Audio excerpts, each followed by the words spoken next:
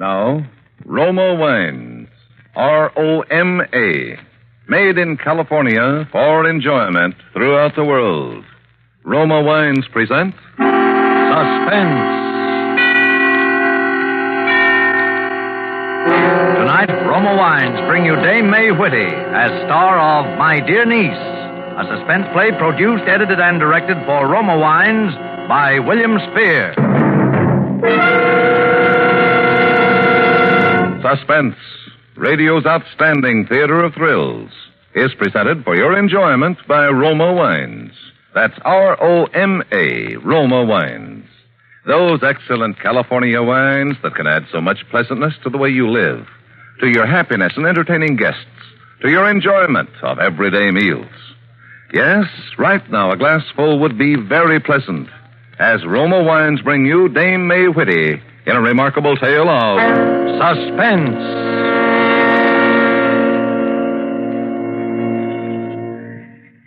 My dear niece, I'm writing you this letter in explanation of certain recent actions of mine, about which you're probably curious.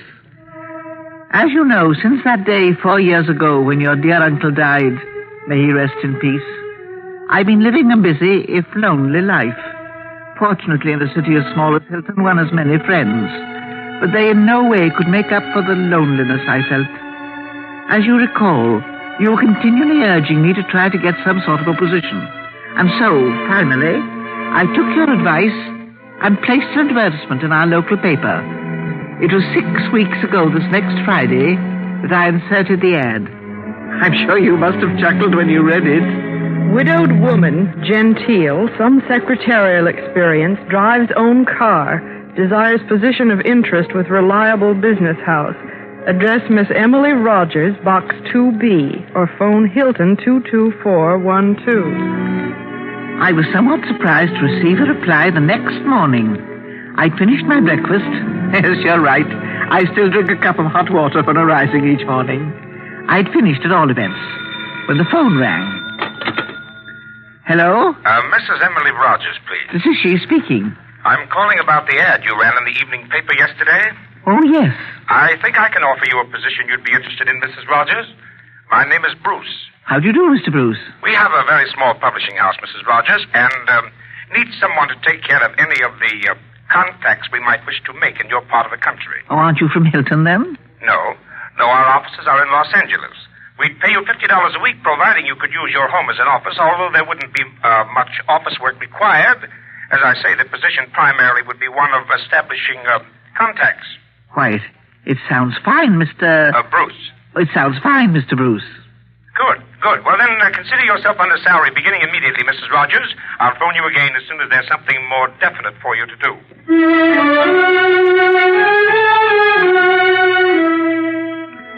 And that's how I got the job.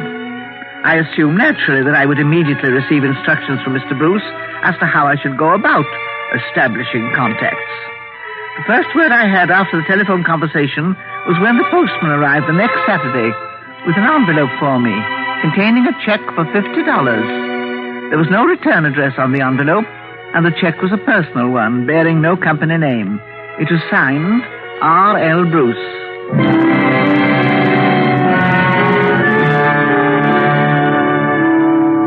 3 weeks went by in this fashion.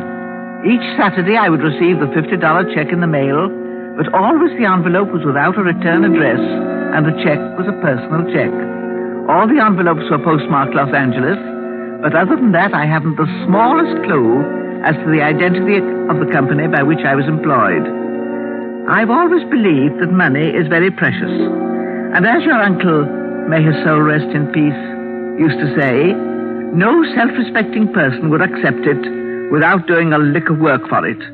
I was dissatisfied at the arrangement. I would tell this Mr. Bruce when he phoned that I wished to resign my position with his small publishing house. It was on the Wednesday, after the arrival of the third check, that I again received a telephone call from Mr. Bruce. He was charming, as he'd been on the first call. And before I had the chance to tell him of my wish to resign... Well, I have your first assignment for you, Mrs. Rogers. Oh, I wanted to talk to you about that, Mr. Bruce. Oh, getting impatient, were you? Well, this will keep you busy for a while. Really? Yes, Mr. Paul Stevens will arrive in Hilton this afternoon. Now, he's one of our most promising new authors, and I'm going to have to ask a big favor of you, Mrs. Rogers. Why, what sort of a favor, Mr. Bruce? Well, Mr. Stevens has some rewriting on a novel we plan publishing in a few months, and too many people interrupt him here in Los Angeles, so I wonder if you could put him up at your home until he finishes. Why, I don't know. Oh, he'll be no bother, Mrs. Rogers, and of course, all expenses will be covered. He has an awful lot of work to do. Well, yes, I suppose I could. Oh, that's fine. It's just a place for him to get away. Oh, and one more favor. Yes? Just so we're sure he's not bothered. Please don't tell anyone he's staying with you.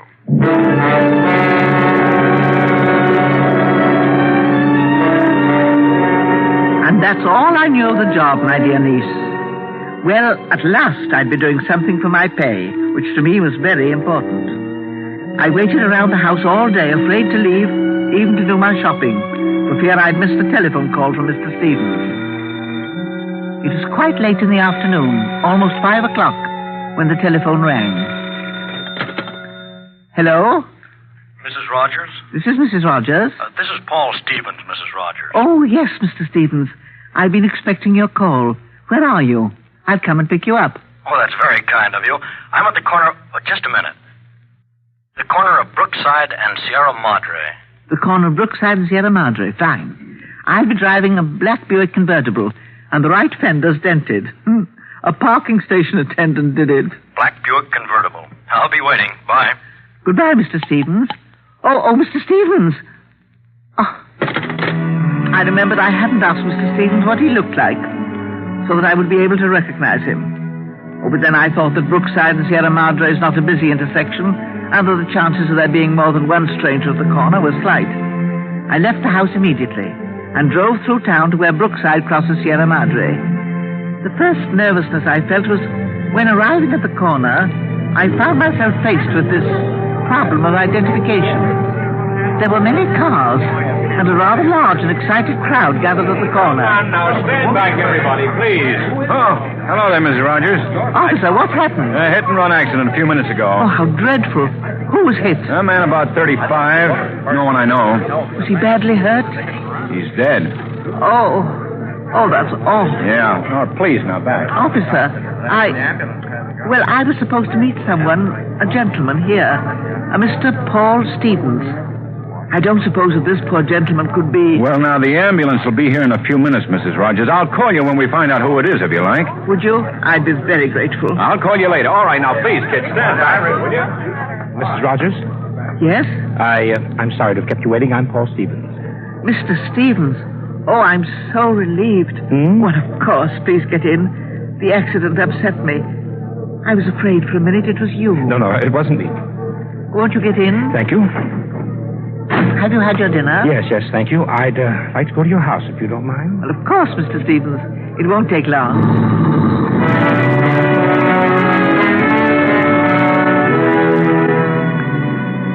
I was really terribly relieved, and I thought what a worrier I was, because for a few minutes I really had been sure that Paul Stevens was dead. But now everything was fine. I tried making conversation with Mr. Stevens on the drive home, but he seemed tired and not inclined to talk. And so we drove quietly back through town and to my house. We went inside, and I showed Mr. Stevens up to his room, and then went into the living room to tidy up. The telephone rang as I was setting out some ashtrays. Hello? Hello, Mrs. Rogers. This is Officer Barnes. Oh, yes, officer. I'm glad you called. I wanted to tell you that I met checked that Mr. identification for you. Yes, that's what I wanted to tell you, officer. The name was Paul Stevens, all right. We had a handbill on him, is how we knew. He was wanted for a payroll robbery in L.A., and he wasn't hit by a car. He was thrown from a car. He was murdered. Hello? I couldn't answer. I stood there, frozen, with the telephone receiver in my hand, looking at the door to the hallway, where the man who'd called himself Paul Stevens stood, smiling tightly, holding a gun in his hand. A gun that was pointed right at me.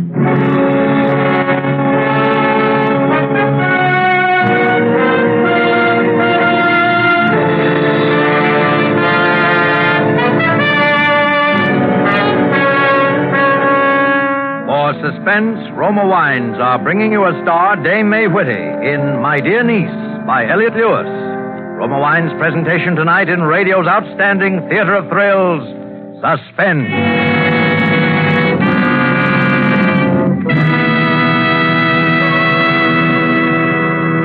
Between the acts of Suspense, this is Truman Bradley for Roma Wines.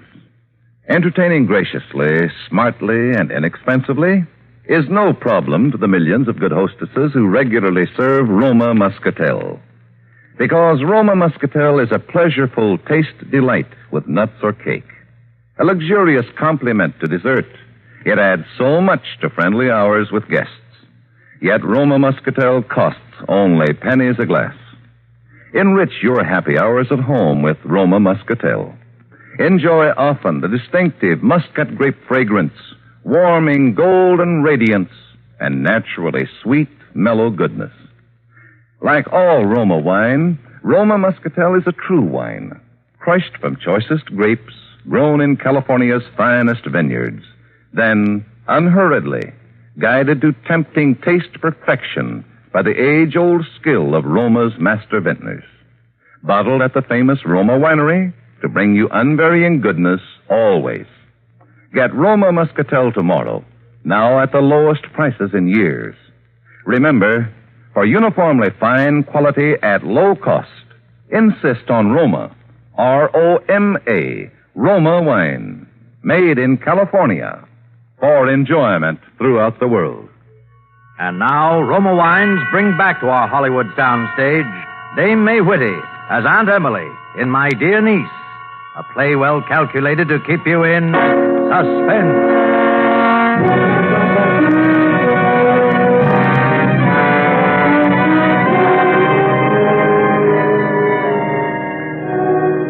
My mouth felt frozen, my throat dry.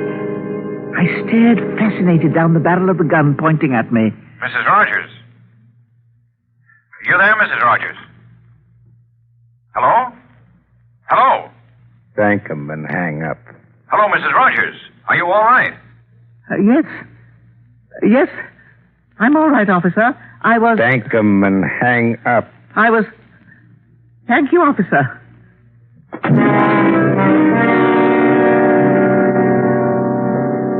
He walked away from me then and sat across the room where he could watch me and also see anyone who might come to the front door. The gun rested in his lap. I stood and stared at him. My mind raced. I tried to think of what to do. I was surprised when he spoke. Sit down if you like. Who are you? Why did you tell me you were Mr. Stevens? Sit down. Who are you? How dare you pretend to be Mr. Stevens? I'm stupid. What? I didn't think they'd find out who he was. I didn't know he was hot. You killed... Yes. I killed Paul Stevens.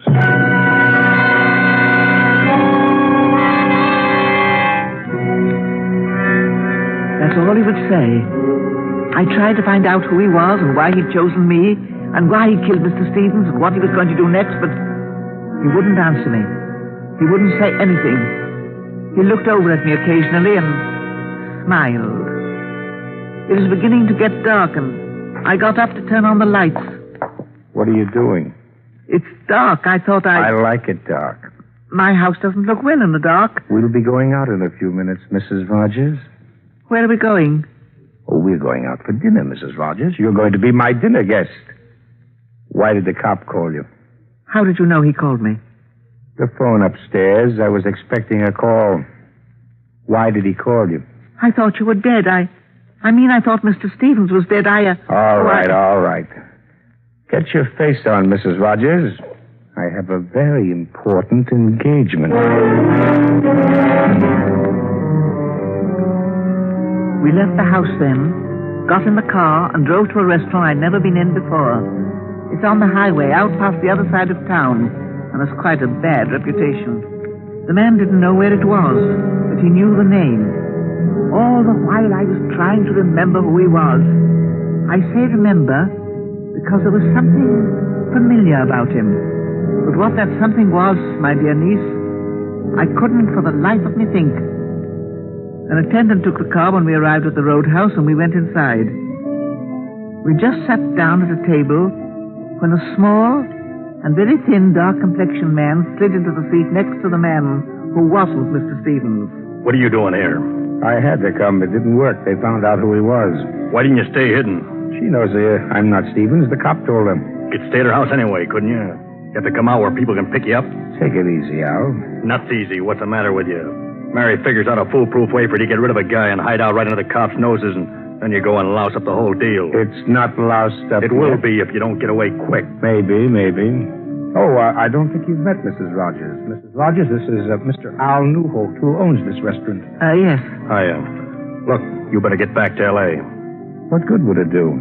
Have you got any contacts in that part of the country?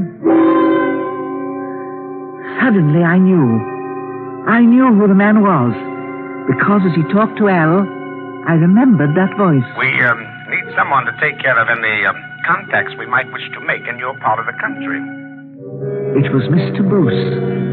The same Mr. Bruce who'd given me my job and sent me the checks, and who'd called me that morning and told me to expect Mr. Stevens that afternoon, and to put up Mr. Stevens at my home for a while. How did they find out? What? You said they found out who he was. How?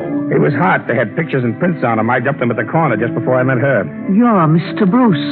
He did that payroll job then. What did you say? He's Mr. Bruce. Well, that's very good, Mrs. Rogers. How did you know? I just remembered your voice. It doesn't make any difference. You know too much about this anyway. Doesn't make any difference? You want me to take her with me, Al? I don't want her around here. Somebody might have seen her car drive in. They'd look. I think we'll go back to her house and start fresh. That way it'll be harder checking where she went. Whatever you do, do it now. The crowd starts coming for dinner soon, and someone will see you. Yeah, okay. Shall we leave now, Mrs. Rogers? Where are we going? We're going to your house, Mrs. Rogers. After that, I'm not sure. But I think I'll have to kill you.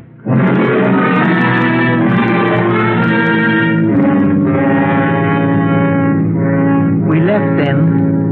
I can't describe my fright.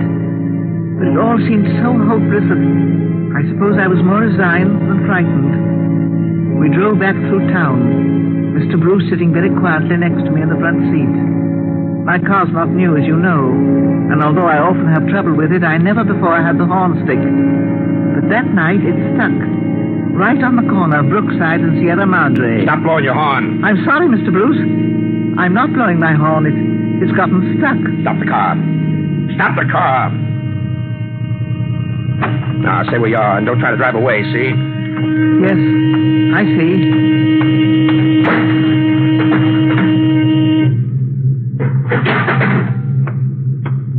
Okay. Let's get out of here.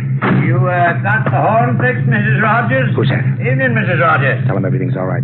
Want me to fix that horn for you? Mr. Mayor, no, thank you. It's all right. Oh, it'll only take me a second to fix it so you can use it. Never mind. Mr. Mayors, this is Mr. Paul Stevens. Oh, pleased to meet you. How are you? I see you pulled them wires to stop the horn. I usually take care of Mrs. Rogers' car myself. Makes me feel funny when something goes wrong with it. Oh, of course. I'll bring it in the morning, Mr. Mayors. Oh, no sense you're bothering Mrs. Rogers. I'll go along with you now if you like and take you home. Not safe driving without a horn. Oh, I think that's an excellent I idea. believe you said you wanted to show me the town this evening, Mrs. Rogers. Wouldn't you need the car? Well, I suppose... I was looking forward to the drive. You don't mind? No, of course. You'll pick the car up, though, in the morning, Mr. Mayors. I had promised Mr. Stevens I'd take him for a ride. Sure, of course. Thanks for your trouble, Mr. Mayor. Oh, glad to help. It is such a little town. We all know each other and like to help each other. That's so, Mrs. Rogers? Yes. Well, good night, Mrs. Rogers. And I'm glad to have met you, Mr. Stevens.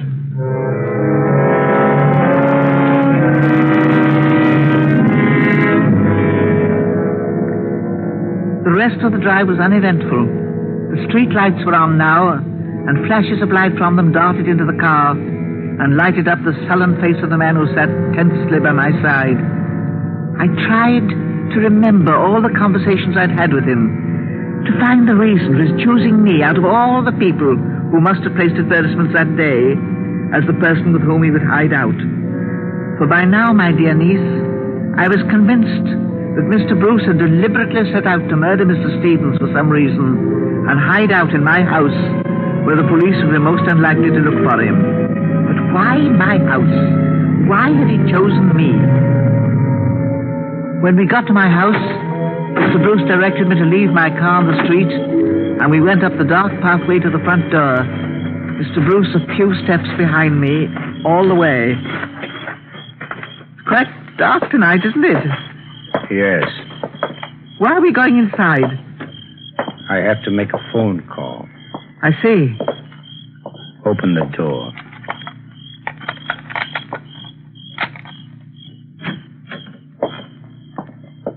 Douse that light. Pardon me? Turn off the light. Oh, sorry. Now, pull the blinds down on that window. Yes.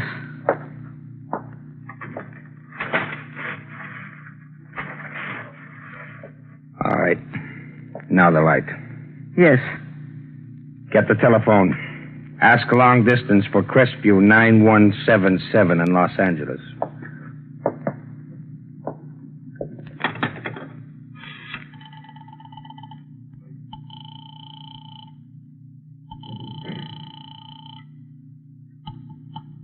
Operator. I'd like long distance, please. Crestview 9177 in Los Angeles. Crestview 9177. One moment, please. Los Angeles. Hilton calling Crestview 9177. Crestview 9177. One moment, please.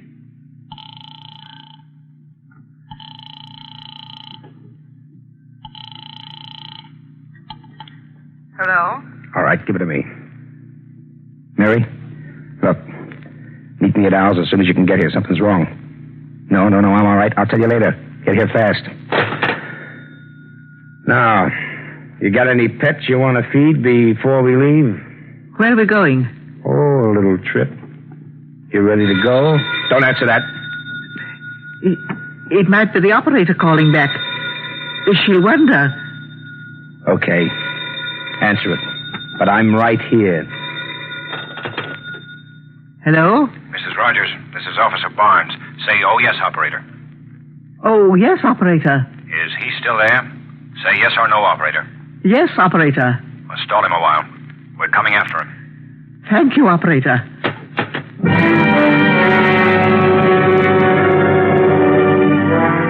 Dear Mr. Mayers, he'd understood me, and he told the police, and they were going to save me. Well, you just can't imagine. I felt exactly like the heroine in a motion picture. I simply had to prevent Mr. Bruce from leaving the house. Just a few minutes, the officer said. Just time enough for them to get here. All right. Let's get going. I wish I knew where we were going. Do I have to take anything with me? Will we be gone long? Yeah. A long time. Oh, then I need several changes of clothes. Let me think. My brown suit. Or would the gray be better? It's older, Come on. You won't need anything. Oh! Huh? The heater. What? I left the heater on in the other room. I'd better turn it off. I wouldn't like anything to catch on fire when we are gone. Fire?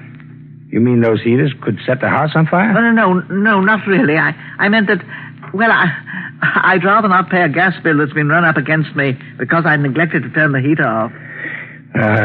All right, but make it fast.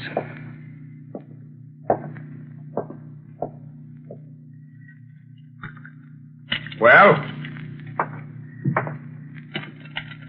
Come on, what's the trouble? Oh, this thing always sticks.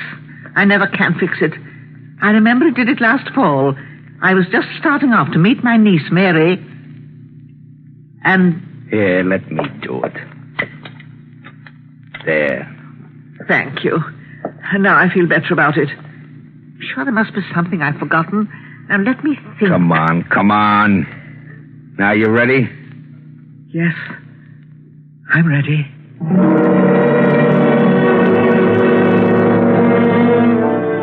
It was quiet on my street, peaceful and dark. All the neighbors' lights were out, except for the Gaineses across the way. One light was on upstairs in the back of their house. It threw a diffused pattern diagonally across the pavement. And I thought for a minute that I saw a figure move suddenly toward us. Mr. Bruce motioned to me to go ahead, and I walked slowly down the path towards the car. I could feel Mr. Bruce a few steps behind me. Suddenly, it happened. Hold him high, Bruce. What? Get down, Mrs. Rogers. What? Oh, there you are.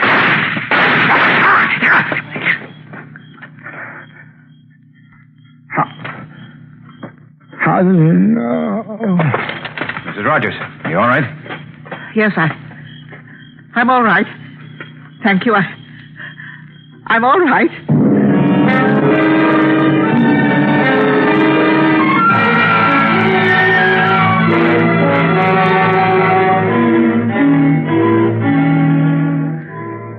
And there it is, Mary, the explanation I promised you. I felt as your aunt that I should tell you how you happened to be in the penitentiary. When Mr. Al in the roadhouse first mentioned your name, I was suspicious. But not until Mr. Bruce made the phone call to you did I begin to piece the story together. You had suggested the advertisement. Your husband answered it and employed me. If only you'd told me, my dear, that you'd gotten married when you were in Los Angeles. After all, I'm your only living relative, and I could have come to your wedding. Then this whole thing wouldn't have happened, would it, dear? Because I would have known Mr. Bruce all the time. Let me know after the trial what your new address is to be, and I'll continue writing. As always, Aunt Emily.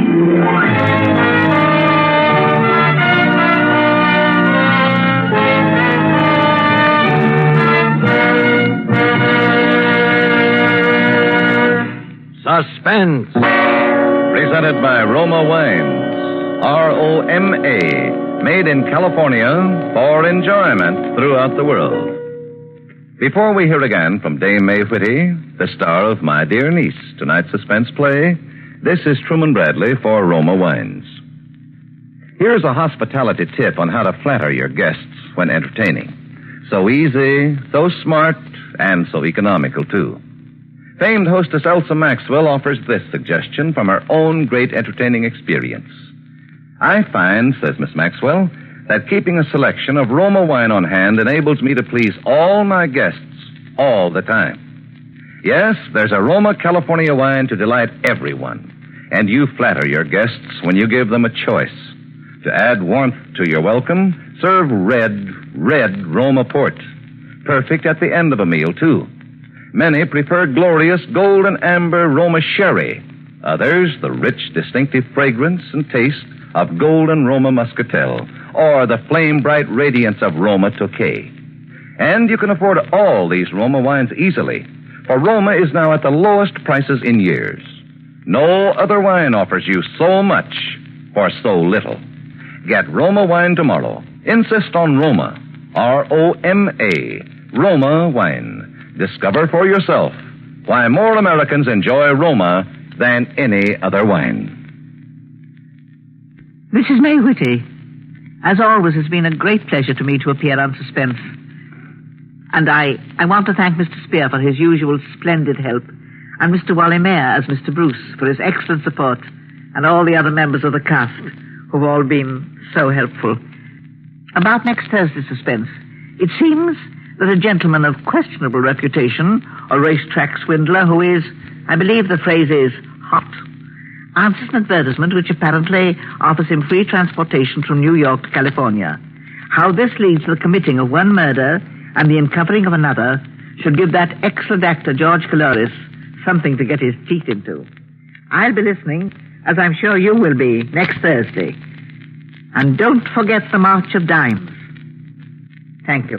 Thank you, Dame May Whitty. Next Thursday, same time, Roma Wines will bring you Mr. George Caloris as star of Suspense, radio's outstanding theater of thrills. Produced by William Spear for the Roma Wine Company of Fresno, California. This is CBS, the Columbia Broadcasting System. KQW.